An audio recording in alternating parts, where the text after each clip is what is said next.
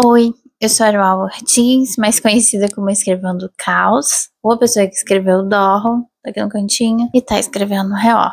E hoje eu tô aqui super triste e decepcionada, porque eu já gravei esse vídeo 3 vezes e 2 saíram sem som e uma, obviamente, já tava exausta de gravar esse vídeo, então meu astral tava muito baixo. E eu não gostei, porque obviamente eu não queria trazer um baixo astral pra vocês. Vou falar resumidamente sobre todas as leituras que eu realizei no mês de abril, que foi um mês muito especial pra mim. Foi um mês que eu consegui realizar 12 leituras. E pra uma pessoa que passou quase um ano inteiro numa ressaca literária, eu acho que isso é motivo suficiente até pra gente comemorar, bater palmas, soltar fogos. Eu sei que tem muita gente aí que lê muito mais do que 12 livros por mês, mas pra mim isso é uma vitória e eu tô muito feliz, eu tô muito satisfeita. É quase um recorde pessoal. É quase um recorde pessoal, 12 livros lidos por mês. Vou correr aqui bem rapidinho com vocês sobre todas as leituras que eu realizei esse mês. A primeira leitura que eu realizei esse mês foi o que é a Documentação de Suzanne Brie, que é um livro bem curtinho, ele tem 118 páginas, e é um livro da minha faculdade, né? Eu li dentro de uma matéria. É claro que durante a faculdade eu leio muitos livros e muitos artigos científicos, inclusive é uma coisa que eu fico pensando se eu tenho que trazer para os próximos lidos do mês, se eu deveria acrescentar os artigos que eu li durante o mês, porque são apenas artigos, né? Eles não são grandes o suficiente pra gente considerar livro. E eu leio muita coisa pra faculdade, só que muitas vezes eu não leio o livro inteiro pra faculdade, eu leio apenas os capítulos que eles estão pedindo, até porque é muito material, e muito material teórico. Quando é teórico, a nossa leitura flui bem menos, né? Eu posso sim ler um livro teórico como se eu estivesse lendo uma historinha, e no final vai ter sido como se eu tivesse lido nada. Então, às vezes eu prefiro me atentar 1000 vezes aos capítulos que eles estão mandando do que ler o livro inteiro. Porém, como esse livro da Suzanne Brie era um livro muito interessante, eu acabei ficando muito envolvida, né, ali no que ela tava falando sobre a documentação. Acabei lendo esse livro até o final. Ao mesmo tempo que é um livro bem curtinho, é um livro que termina na página 80, mais ou menos, e da 80 pra frente são pessoas falando sobre a vida da Suzanne, como que ela foi extremamente importante e percursora para a documentação, para a ciência da informação e na área de biblioteconomia.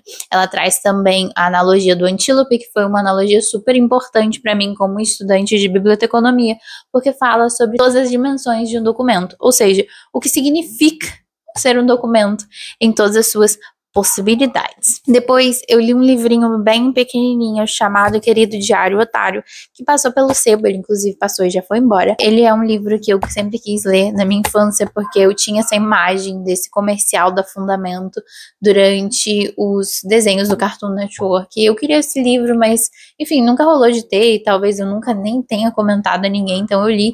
É um livro rapidinho, menos de 1 hora. Você lê esse livro e ele é muito engraçado, eu me diverti muito. Depois disso eu finalizei a leitura de A Casa da Floresta, da Marion Zimmer Bradley, que é um livro que eu já vim comentando com vocês um pouquinho no dia a dia aqui do canal, quando eu fiz Journal with Me, quando eu fiz Reading Journal, esse livro sempre apareceu. Eu só finalizei essa leitura durante abril, nos primeiros dias de abril, na verdade, eu não fiz toda essa leitura durante abril, e esse livro é um livro muito legal de ler. Eu me envolvi muito com esses personagens. Ele conta a história de Elaine, que é uma personagem feminina aí, que seria de uma comunidade celta, e num belo dia ela tá passeando pela floresta ali perto da casa dela com a prima, e ela encontra um romano preso em uma das armadilhas de javali da família dela, e aí ela meio que se apaixona por ele e ele por ela, só que é um amor completamente proibido, né? Roma tá vivendo um período político ali muito delicado com as tribos originárias. Eu não sei se eu não me lembro como é que usa o termo, não sei se é tribo, se são povos, eu não sei o termo utilizado aqui no livro, mas enfim, obviamente Roma não tá de boas com essa galera não está de boas, definitivamente não está de boas com Roma, porque Roma tá matando a galera, o povo, tá matando o povo celta. A gente que leu Brumas de Avalon já aprendeu a odiar o Império Romano desde aqui, então, enfim, não se confie em romanos. E essa história é uma história que, inclusive, embora tenha sido publicado depois de Brumas de Avalon, se passa antes de Brumas de Avalon. E aí, o garoto romano chega pro pai dele, que é, tipo, uma pessoa muito importante, tipo, um prefeito. E aí ele fala, quero me casar com o fulana celta. E aí o pai dele fala, óbvio que não. E aí Elaine chega pro pai dela, celta, e fala, quero me casar com um garoto romano. E o pai de Elaine diz, eu prefiro ver você morta do que casada com um romano. E aí Elaine, que já tinha ali uma predisposição a se tornar sacerdotisa, ela sempre tinha tido esse sonho e acabou desviando um pouco desse sonho por ter conhecido esse garoto romano, ela depois se entrega novamente a essa jornada, que é muito gostoso. Eu adoro essa parte, assim, do entregar-se, do viver num lugar cheio de mulheres, mulheres sábias, mulheres transmitindo conhecimentos ancestrais. Elaine, pra mim, foi uma minha melhor amiga, ela era como se fosse uma pessoa da minha família durante essa leitura aqui. Tenho muito carinho pelos personagens que a Marion Zimmer Bradley acaba construindo, e também por todas as reflexões que ela traz, né? Esse é um livro daquele tipo de livro que você entra e nunca mais quer sair. E eu acabei só conseguindo concluir essa leitura de uma maneira um pouco mais rápida, porque esse livro aqui tem uma continuação direta, que é a Senhora Diablo, esse azulzinho aqui que eu tô lendo e tô em 20%. Então, só assim eu consegui ler um pouco mais rápido, porque senão eu ia ficar travando essa leitura, porque como eu já disse pra vocês, eu sinto que eu sou uma leitora bem devagar, assim, porque eu gosto muito de saborear os livros. Quando eu acabo gostando muito de um livro, eu fico com pena desse livro acabar. Então eu leio com mais cuidado. E aí, como tinha uma continuação direta, eu acabei conseguindo me incentivar a ler bem mais rápido e passar pra próxima leitura. Até comentei com vocês aqui no canal várias vezes que eu só não morri no final desse livro junto com alguns personagens, porque tinha continuação e eu tinha que viver pra ver a continuação. Depois de ler A Casa da Floresta, eu li A Empregada, que é um livro que esteve no hype há um tempo atrás. Na verdade, eu tô lendo ele, digamos assim, um pouco atrasada, mas é porque não para de sair livro novo dessa série. Eu pensei, nossa, deve ser uma série no mínimo muito interessante. Mas se você é um grande leitor de mistério, de thriller, definitivamente você vai odiar esse livro. Mas esse livro, ele conversa muito bem com o público a que ele se destina, né? Muitas vezes a gente não gosta do livro, mas a gente precisa lembrar que não gostar desse livro não significa que o livro não esteja completamente alinhado com o seu público. E ele é um livro que está muito alinhado com o seu público, ele é uma fórmula do sucesso, ele é aquela receitinha do que dá certo, ele é muito fácil de ler, muito simples de ler, você não precisa pensar. Então, se você tá numa ressaca literária, super vai ser um tipo de livro que vai te instigar e vai te ajudar a fluir através dele. E é um livro, inclusive, que você lê muito, muito rápido. Eu li ele em 2 dias, mas não li ele em 2 dias, tipo assim, peguei e li o dia inteiro. Foram 2 dias nos quais eu peguei pra ler antes de dormir, e na primeira noite, tipo, antes de dormir eu tinha lido 50%, e aí depois, no dia seguinte, eu li o resto do livro antes de dormir. Foi bem tranquila essa leitura. Pessoalmente, é óbvio, eu não gostei, até porque todo o mistério é muito previsível, o final totalmente inverossímil, tem várias justificativas ali que você fala, ai, por favor, isso não faz o menor sentido, isso é extremamente conveniente, mas é aquilo, ele tá alinhado com o público dele, até porque ele não tá sendo escrito para grandes fãs de thriller, de suspense, de mistério, de investigação. Ele tá sendo escrito justamente para o público ao contrário, o público que não tá acostumado com isso, mas que gostaria de ver uma belíssima farofa. Depois disso, eu li tipo uns 6 livros do Neville Goddard, que não vão contar aqui como 6 livros, eu vou colocar como se fosse uma leitura só. Até porque se eu fosse contar os 6 livros que eu li, não seriam 12 leituras, seriam não sei quanto, porque eu sou ruim de matemática. Mas todos os livros do Neville têm tipo 120, 150, 80 páginas, então não vou considerar cada uma dessa uma leitura, senão eu teria feito 1 milhão de leituras esse ano.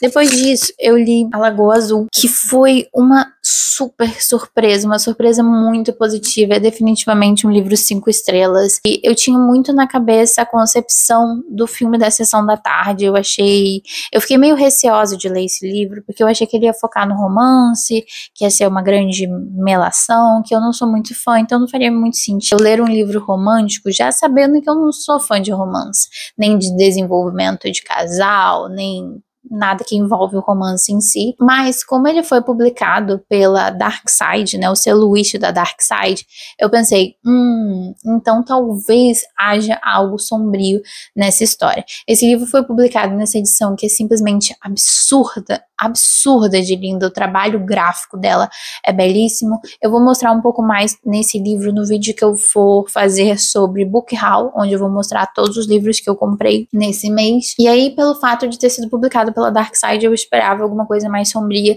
e foi absurdamente uma grata surpresa essa história. É uma história que envolve mistérios, navios naufragados, navios abandonados, corpos abandonados, viver afastado da sociedade, medos que nós construímos por estarmos sozinhos, abandonados, muita natureza, muito mar. É um livro que eu não sei explicar, eu não sei se é porque eu sou muito, muito, muito apegada ao mar. Tô com muita saudade do mar, inclusive, até porque eu quero muito estar no mar, mas minha rotina não tem me deixado.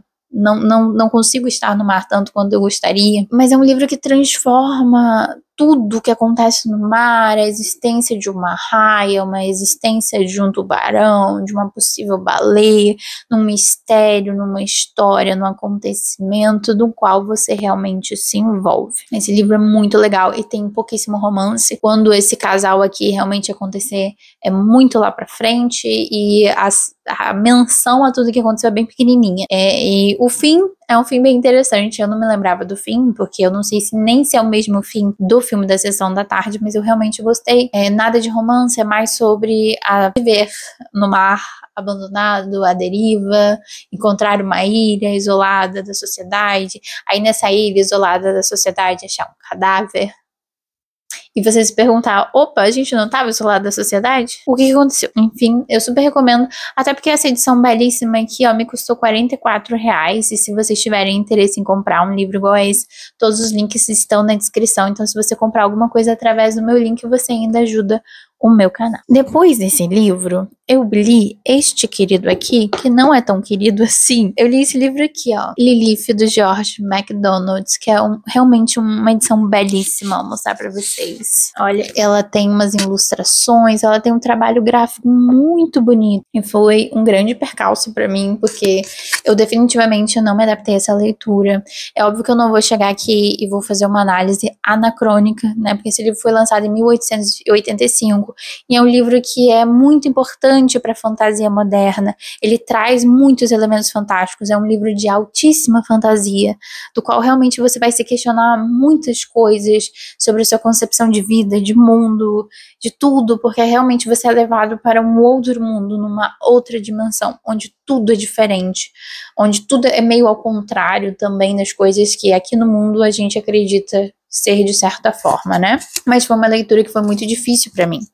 Não porque eu não tenha costume com clássicos, porque eu tenho muito costume com clássicos, até porque nós góticos somos sempre obrigados a estar em contato com grandes clássicos aí da literatura. E também não por causa da tradução, porque essa tradução aqui é uma tradução muito atual, uma tradução que parece que esse livro foi escrito ontem, é uma tradução muito boa mesmo. Só porque eu realmente não entrei na história, eu não entrei na pira dessa fantasia, dessa alta fantasia, poucas coisas me convenceram. É um livro muito metafórico, é um livro que é uma ficção cristã, então ele faz muitas referências à Bíblia, e tudo de uma maneira muito metafórica, nada é direto. Só lá no final do livro é que alguns personagens vão falar exatamente quem eles são na Bíblia, sabe? Ah, eu sou não sei quem de Jerusalém, ah, eu sou não sei quem da Galileia. Aí você vai falar, ah, tá. Foi assim que eu me senti lendo esse livro, mas eu tenho muita gratidão a esse livro, porque ele me fez baixar o Audible e fazer uma assinatura mensal do Audible, porque eu tava tão enlouquecida com esse livro, gente. Chegou um ponto que eu já não tava entendendo mais nada, porque é tudo realmente muito metafórico. E você não sabe se aquilo que ele tá descrevendo é uma metáfora, tá realmente acontecendo, é uma imagem, alguma coisa que ele lembrou, que aí eu baixei o audiobook pra ver se eu conseguia terminar essa leitura, porque eu não tava aguentando mais. Esse livro é um livro que, por exemplo, a Lilith só vai aparecer no meio do livro. Você vai passando por um monte de personagem aleatório. O narrador, ele fala inúmeras vezes que ele não consegue descrever as coisas que ele tá vendo, porque ele nunca viu aquilo antes. Ele não consegue entender as coisas que estão acontecendo, porque aquilo nunca aconteceu. Então é bem bizarro você ter um narrador que não tá entendendo o que tá acontecendo. E eu acho que isso alimenta essa sensação de confusão, que com certeza deve ser proposital. Com certeza é pra você entender como que ele saiu totalmente da realidade dele e tá ali enfrentando coisas que são totalmente diferentes do que ele esperava. Só que ele vai conhecendo vários personagens e você não entende o propósito dele ter conhecido esses personagens, porque simplesmente ele vai deixando esses personagens pra trás. Ele conhece e deixa personagens pra trás. Ele conhece e deixa personagens pra trás. A história nunca retorna. E aí depois, no meio da história, quando ele finalmente acha a Lilith, que eu Nossa, eu passei a primeira parte do livro inteiro esperando o Lilith chegar. E aí, depois que ele começa a encontrar a Lilith, aí sim a gente vai retornando esses personagens e entendendo por que a gente conheceu esses personagens. Aí sim, muitas coisas vão fazer sentido. Mas, nossa, demora muito para as coisas fazerem sentido. E aí eu fui e baixei o audiobook. E da Audible, né? A Audible, lá na assinatura tem esse. E aí eu botei o fone de ouvido e fiquei ouvindo e lendo ao mesmo tempo, que é assim, finalmente comecei a progredir na leitura. Não significa que eu tenha entendido mais, mas eu progredi na leitura, porque se fosse assim, só eu mesma, talvez eu tivesse desistido da leitura, porque eu queria só como um storytelling que continuasse, né? Ele não tinha um propósito, ele tinha que voltar pra casa, mas o que era voltar pra casa? De que forma que ele ia voltar pra casa? Ele não sabia nem o que ele queria, como é que eu ia acompanhar a jornada dele, né? E ele fala muitas vezes que ele tá confuso, que ele não tá entendendo, que ele não sabe pra onde ele tem que ir. Eu não sabia o que esperar dessa história, mas enfim, estou feliz de ter concluído essa leitura. Também tem link aqui na descrição. Graças a George MacDonald, eu descobri que sou grande e assídua ouvinte de audiobook. E aí eu pensei, ué, se eu paguei R$19,90 nessa assinatura só para ler um livro que eu já tinha comprado, então, meus amores, eu vou fazer esse R$19,90 valer a pena. Vou ouvir tudo que aparecer pela frente. E aí eu aproveitei para fazer a releitura pela terceira vez que eu estou relendo Verônica Decide Morrer, do Paulo Coelho, porque eu tenho um seríssimo problema com essa história, que é eu nunca me lembro de por que eu gostei dessa história. E dessa vez eu acho que eu vou deixar gravado, talvez fique gravado. Ou talvez eu descubra que mais uma vez tá sem áudio. E a primeira vez, Verônica Decide Morrer quando eu tinha 12 anos. Aí eu me lembro que eu fiquei tipo, uau, isso é super incrível. Eu fiquei muito empolgada com a leitura. Aí passou-se anos, entrei na faculdade, 2017. Olhei pra esse livro e falei, nossa, não faço a mínima ideia. Eu só me lembro que eu tinha gostado desse livro, li de novo.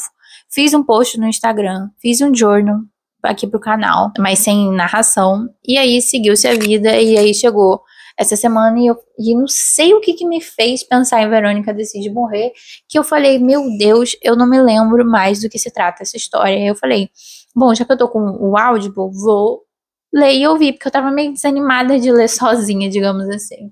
E o Audible foi meio que um empurrãozinho. Daí botei meu fone, peguei meu livro e fui acompanhando a leitura. Eu, num primeiro instante, não consegui ouvir o audiobook sem ver o livro, porque parecia que eu estava totalmente perdida, mas ouvindo e lendo ao mesmo tempo fez super sentido. Coloquei 2 vezes, porque é mais ou menos o tempo da minha leitura, porque senão realmente eu fico tendo que parar para acompanhar a voz da pessoa. Então botei lá em 2 vezes e foi rapidinho, li o livro provavelmente em um dia. Achei muito legal, até porque esse livro, o audiolivro me adicionou alguns capítulos extras que a edição que eu tinha não tinha. Porque a edição que eu tenho é uma edição da minha mãe de 1998, que foi o ano que esse livro foi publicado. E aí não tinha algumas explicações do Paulo Coelho sobre essa obra. E aí esse livro conta a história de uma moça, Verônica, que mora na Eslovênia, e num belo dia, sem sentir tristeza, sem sentir felicidade, sem, sabe, ter alguma grande emoção na vida dela, ela decide que ela quer desviver, tomando uns remedinhos ali pra dormir em alta dose. E aí, beleza, ela quase desvive, mas de repente ela acorda num hospício.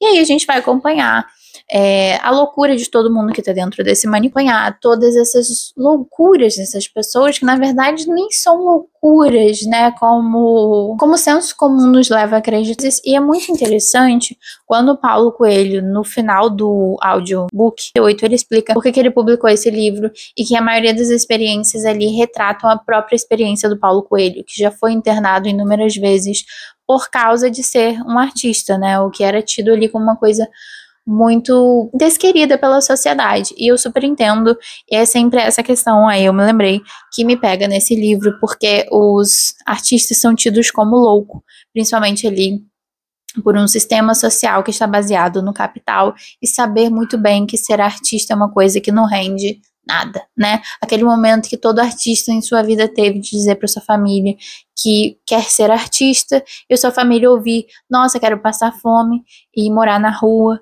e não ter um teto, né? Porque é basicamente assim que a gente é ouvido pela sociedade. E, enfim, foi ótimo ter esse feedback do Paulo Coelho, fez eu ter um carinho maior por essa história.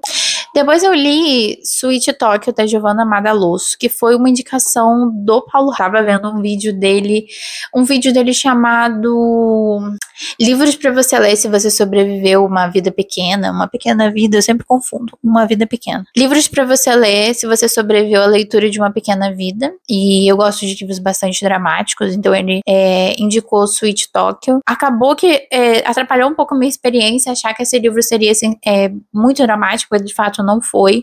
Ele é um livro contado com 2 POVs diferentes, e que é da babá e da mãe de uma criança, e aí essa babá meio que resolve roubar essa criança, levar essa criança embora, porque meio que considera que a mãe não tá tendo cuidado suficiente com essa criança. Me lembrou A Pediatra, de Andrea Del Fuego, que foi um livro que eu amei, né, um livro que eu li e adorei, achei sensacional, e aí eu resolvi ler também uma leitura super rápida. Esse livro tem 208 páginas, mas pra ser bem sincera, eu li ele muito rapidinho, inclusive o tempo de leitura dele aqui no Scooby tá 6 horas, não dá pra ver, mas tá 6 horas de leitura, também li ele bem rapidinho. Eu gostei bastante, eu acho que o que realmente impactou foi achar que ele seria muito dramático, e ele não é muito dramático. Ele tem bastante adrenalina, ele deixa você muito, porque poxa vida, a gente tá literalmente com uma babá roubando uma criança e todos os percalços que envolvem isso, e a gente tá também com os pais desesperados pelo sumiço dessa criança, mas não achei dramático a esse ponto de comparar com uma vida pequena, não. Depois, aproveitando minha assinatura do Audible, eu fiz a releitura de O Meu Pé, de Laranja Lima. Este livro aqui ficou incrível, gente. Eu li esse livro 3 vezes na minha vida também. Eu praticamente sou a pessoa das releituras, me parece, né? Esse mês foi o mês das releituras. Eu li esse livro aqui quando eu era muito criança, e eu acho que eu nem li ele de fato. Eu só devo ter lido as palavras, mas não entendido o que elas significavam, porque inclusive esse livro é muito pesado. Eu não sei se eu teria coragem de dar isso aqui pra uma criança ler. Eu realmente não sei.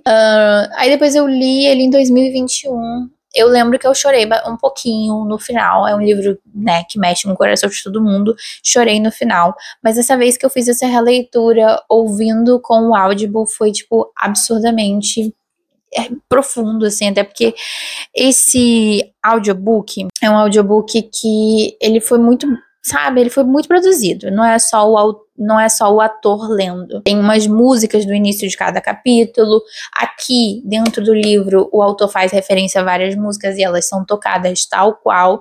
E as que, sei lá, são fictícias ou não existem, também são tocadas bonitinho, bem legal. Aí, esse áudio, eu não acelerei, eu não botei em 2x como eu fiz com o Paulo Coelho, justamente porque a escrita do Paulo Coelho, ele sempre deixou muito claro que é uma escrita que pretende alcançar o maior número de pessoas possível. Então ela é uma escrita sem muito floreio, sem dar muitas voltas, né?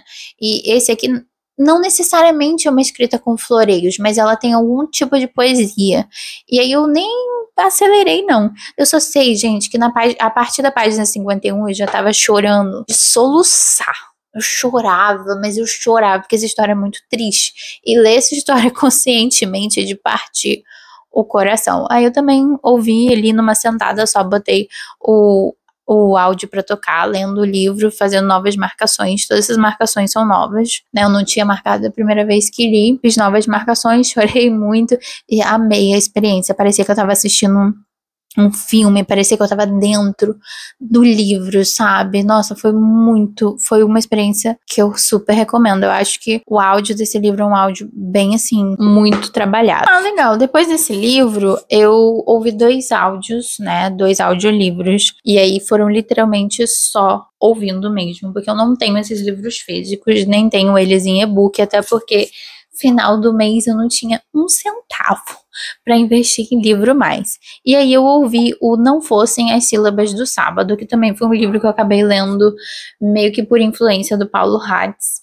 Ele falou que tinha sido um livro que ele leu durante esse mês e que ele tinha amado demais. E definitivamente, gente, embora eu esteja sem carisma nenhum essa altura do campeonato, esse livro é uma das coisas mais sensacionais que eu já ouvi, né?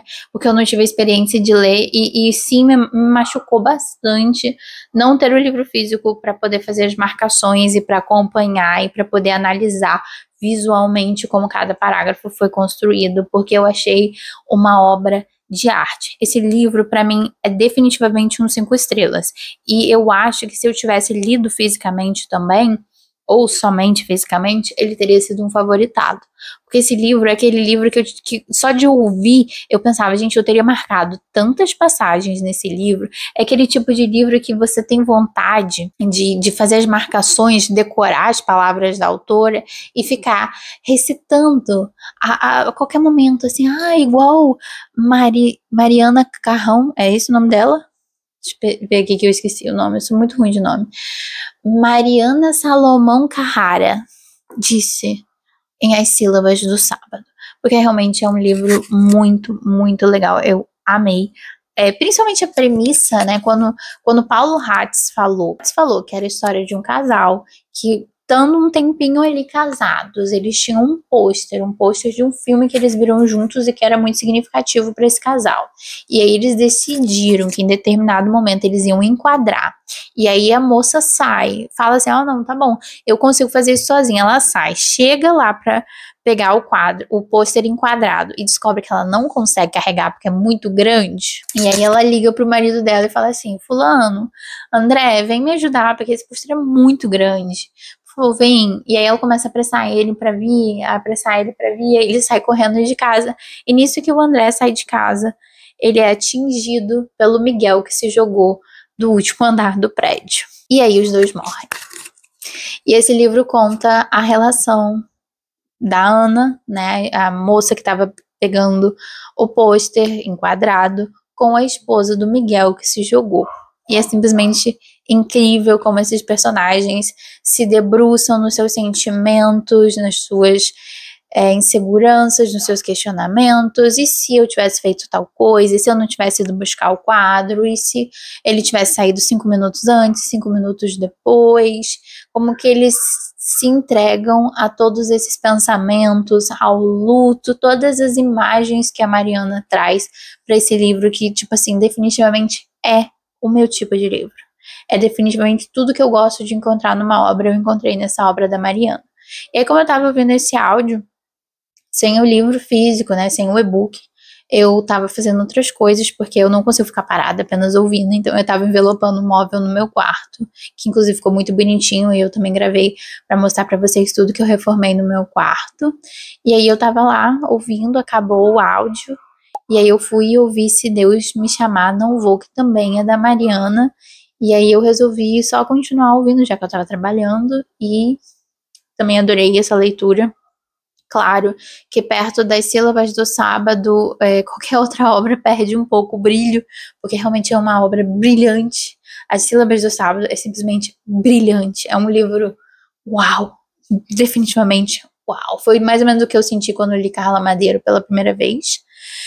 E eu diria que é um 4 estrelas, é uma história contada por uma criança do 6º ano que tem ali o sonho de escrever um grande livro, e nesse sonho de escrever um grande livro ela acaba contando sobre sua própria vida, tentando descobrir como funcionam os capítulos, tentando entender em que momentos acabam os capítulos, ela acaba registrando coisas da vida dela tal qual essas coisas realmente aconteceram, e acontecem muitas coisas na vida dela, tem uma vida bastante diferenciada. Eu acho também muito interessante a forma como ela, por ser uma criança e ter uma inocência muito própria da infância, acaba registrando situações de violência e sofrimento sem processar isso, né, muito por parte dos coleguinhas dela, porque ela é uma menina e ela se diz muito feia, porque as pessoas dizem que ela é muito feia, e ela aceita que ela nunca vai ser amada por ninguém, e que provavelmente nem mesmo os pais dela a amam, porque não é que os pais fazem algo para que ela não se sinta amada, mas é porque essa constante repetição por parte dos colegas vai convencendo elas de que ela não é uma pessoa digna de ser amada, que ela não é bonita, que ela não merece nada, que ela, né, não tem valor algum, e aí ela acha que talvez se ela escrever um bom livro, ela pelo menos possa ser uma escritora. É um livro muito interessante, eu fiquei assim, até um pouco impactada com a diferença de tempo de um para o outro, e é isso, terminei minhas leituras de abril. Eu peço mil desculpas, gente, por estar sem ânimo nenhum pra gravar esse vídeo, mas é porque eu odeio aparecer aqui desanimada ou assim, mais séria, né? Mas, gente, sem condições, gravei esse vídeo muitas vezes hoje, gastei toda a minha energia, eu fiz um vídeo de 1h30, esse vídeo vai dar um pouco bem menos, porque eu agora já não sei mais o que falar, porque eu já falei muito para as paredes aqui do meu quarto. Elas pelo menos sabem sobre tudo que eu li, sobre tudo que eu pensei, sobre minhas leituras, certo? Agradeço a vocês que me assistem até o final, que estão aqui sempre me apoiando, e até a próxima.